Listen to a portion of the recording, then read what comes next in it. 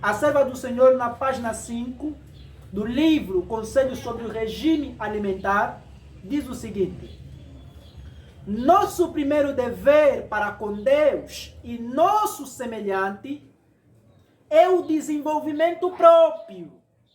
Esse desenvolvimento próprio abrange algumas faculdades que o Criador nos concedeu. Aqui na Terra, como indivíduo, nós não vivemos para nós mesmos. Nós vivemos para servir.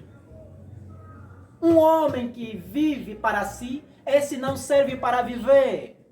Se nós observar a natureza, nenhum elemento da natureza vive para si.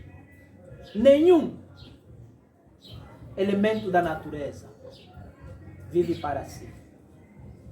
Por que nós queremos viver só para nós mesmos? Então precisamos desenvolver as nossas faculdades. E ela continuando diz que todo homem tem grande medida e oportunidade de fazer de si mesmo aquilo que escolher ser. Então todo homem tem em grande medida a oportunidade de fazer em si mesmo aquilo que escolher ser. Então ninguém pode se limitar.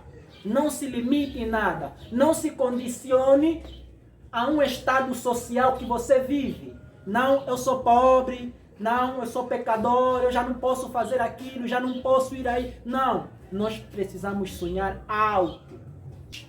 A grande obra de reforma precisa começar nos ministros, diz a serva do Senhor. Mensagens vieram-me do Senhor.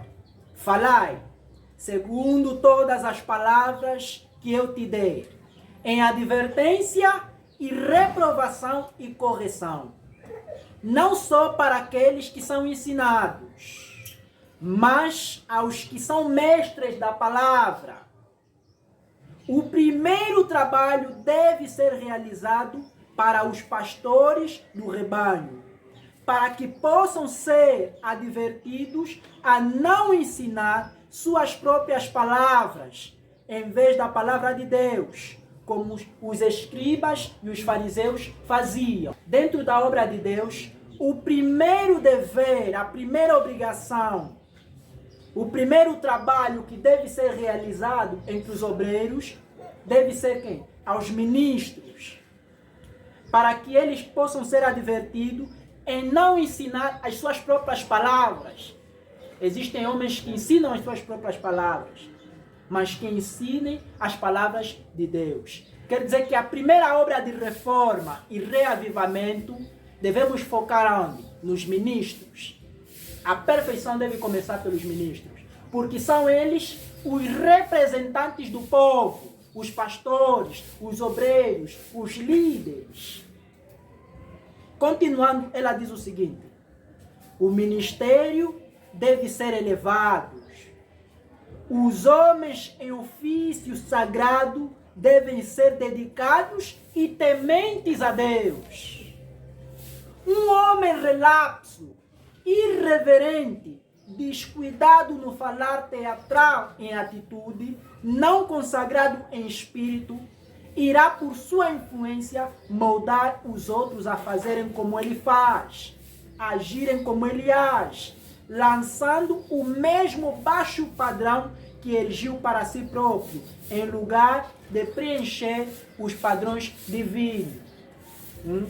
Quer dizer que o ministério deve ser quê? Elevado, enobrecido. Os homens de ofícios sagrados devem ser dedicados e tementes a Deus. Um homem relapso é um homem retardado. Quer dizer que o ministro não pode ser um homem retardado. Tem que ser um homem de sã consciência. Não pode ser um homem irreverente, descuidado no falar teatral. Fala piadas, faz memes. Não pode. Não pode. Quer dizer que o ministro deve ser alguém de elevada postura.